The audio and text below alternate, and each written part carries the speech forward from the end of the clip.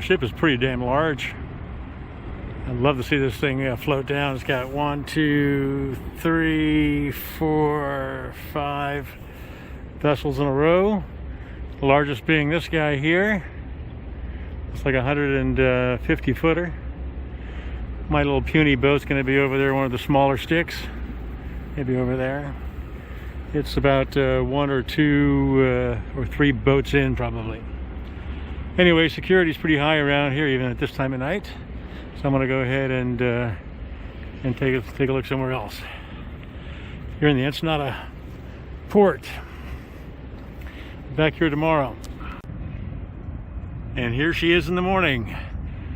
She's down a little bit in the stern. You can see water in there. Pretty cool. Love to see how these boats get out of here. I'm sure they have a method to the madness. We'll see. Yeah, they fit these boats in like sardines. It's only about 6 inches from the bow there. That's crazy. They have it fended off. Like that's gonna help on a boat this size. Anyway, this is not mine. Well, you can see they got straps here. Look at that. Not even that tight, actually. Hold up the mast. They got various straps there holding up the bow. And you don't want this thing rolling over in the seaway. I don't know how these straps are going to work unless the cradle is nice and tight. The boat's way too big to be pulled around by straps. Well, maybe not, but yeah, the boats are being lowered. So, not lowered, I'm sure the ship's being lowered. And the boats are going to float up. Wonder how that's going to affect the straps and everything. I wonder how that transition works. It'd be interesting to see that as the boat lowers and the boats start to float and they get loose in their cradles. How does all that work?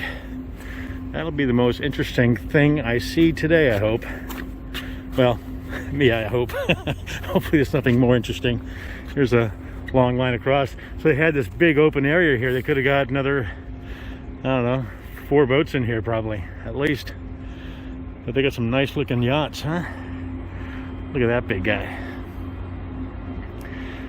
All right, that's at least 100 and something feet.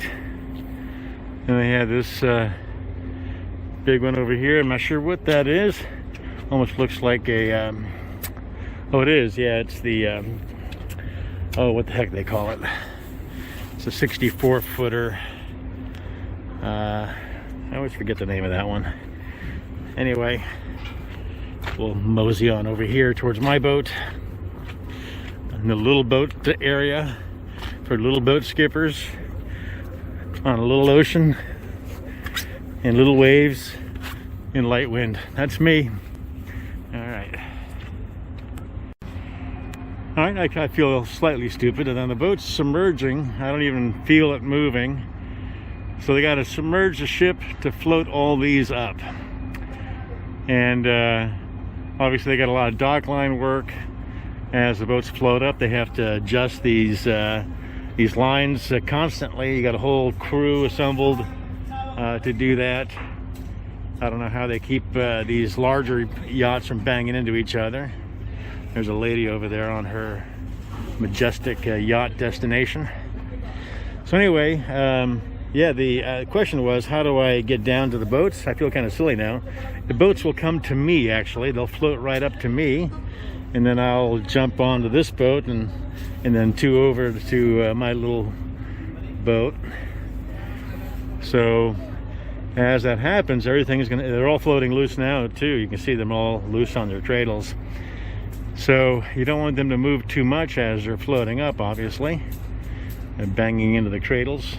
I'm sure they have some rubber padding on them and stuff. You can see that boat over there is a long way to go before it floats up off its cradle.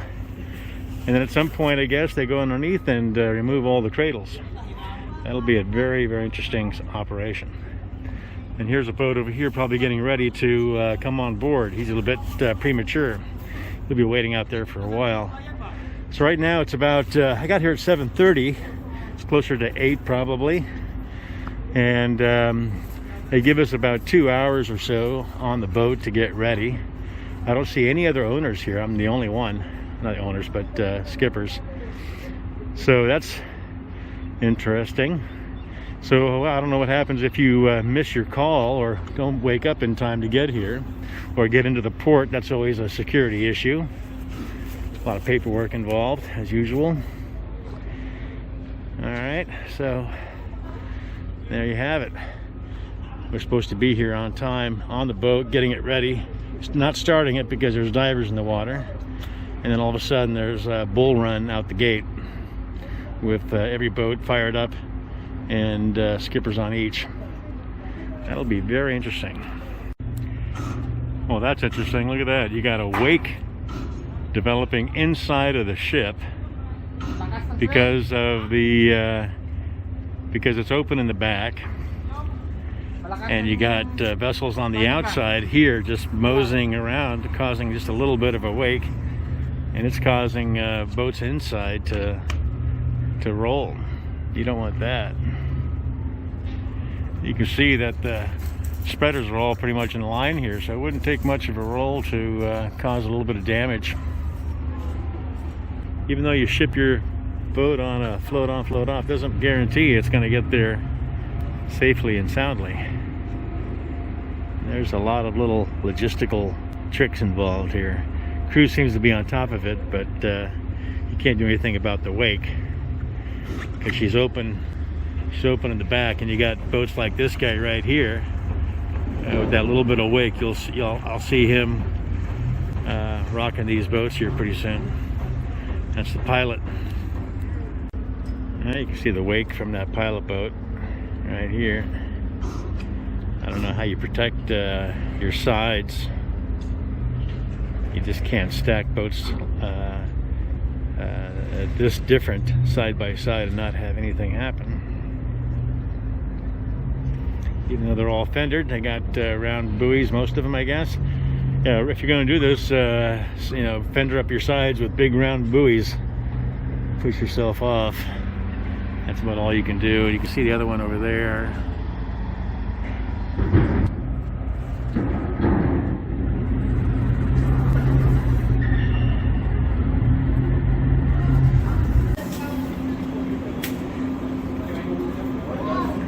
Alright, so here they are floating off. They got local divers that do this. So that's another logistical issue there. You got communication, experience, so forth. They don't, I'm sure they've done this before, but you can imagine pulling into a place where they got new divers underneath the boats. You can see this one here. This is all the way at the back of the ship, and they're maneuvering this one already. Look at that. A lot of crew members doing stuff.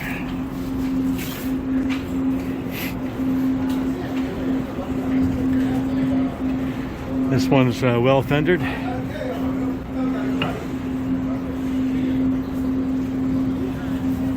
Passengers, crew members coming on board with their packages. There's very narrow gangway and lots of traffic.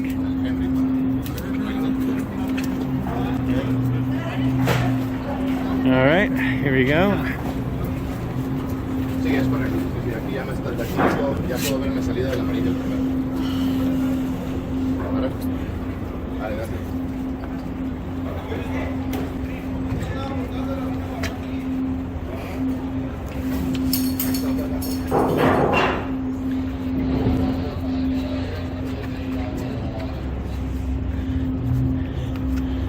There's a strong lady. Okay, it didn't take long for the crew members, captains, to board their boats with their bags. And the confusion there, a little chaotic. And then within minutes, we got a call that it's okay to start the engines. There's no divers in the water, so we're all afloat. And I don't know about this big guy. He's still in his cradle.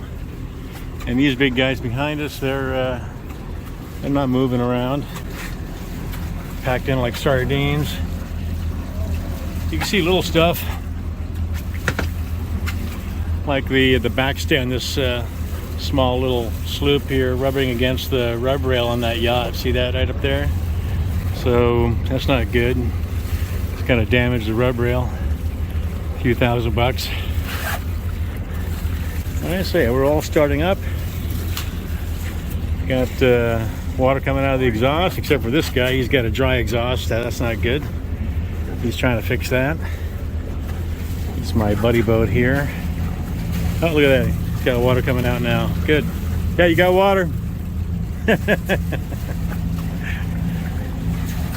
glad we didn't have to leave you here.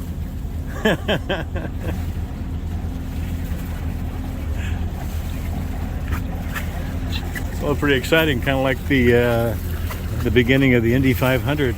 You know, gentlemen, start your engines. You can't say that these days, can you? Gentle people, start your engines. So it looks like I'll have a pretty easy backup, and I need that for this boat. It's got prop walk, max prop, long keel, and just have a bow thruster. Let's get that working. Well, according to the owner, I got 7 feet below the keel, or thereabouts. That's where it's calibrated to, I was told, so about 7 feet. So this is 7 feet below the keel. And I don't know, that could be about right, I guess, because we floated up about that much. This guy is still on the hard, you can tell. So this will be the last boat taken off here, probably. And here you got a guy with an anchor out, just in case. I don't know if he's going to anchor on the ship or not. That's not going to work. All right. Very good. Okay, our neighbor's taking off here. Yep. Yeah, as soon as he's going. Yep. Okay. Yep. You're next if you're ready. I'm next, or is that guy next? If you're ready, you're gonna be next. Okay. Okay, I'm next. Let's get this thing fired up.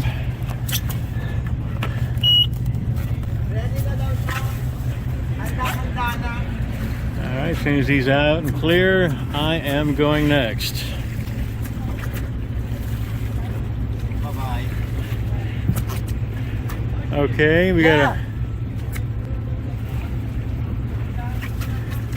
Is that your line or ours? Mine are all the aqua. Okay. Must be ours. Okay, we got a spring. We got two springs and bow stern. Okay.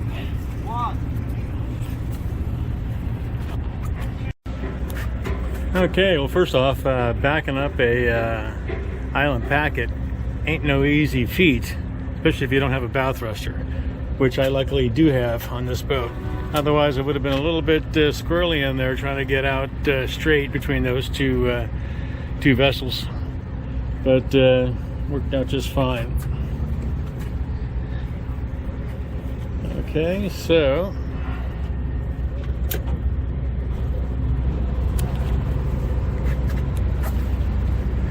that's it, floating off, and I had about 7 feet below the keel coming out, so that was pretty cool. Very easy.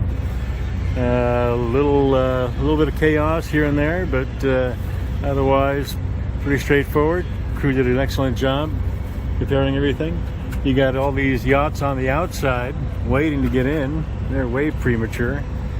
They were expecting to start unloading at 10, and they started unloading about an hour early, so I had a schedule. It takes a little bit of time to get these boats off of here. And not everybody was on board their boat. There was a couple of boats there that didn't look like they were occupied, so I don't know what happens with them. But anyway, neat experience. You can see how low the ship is in the water.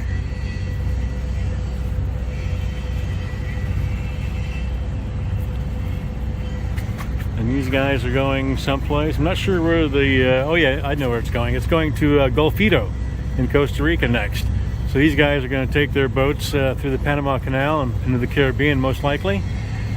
A lot of pretty major cost to take a ship like this down to Golfito.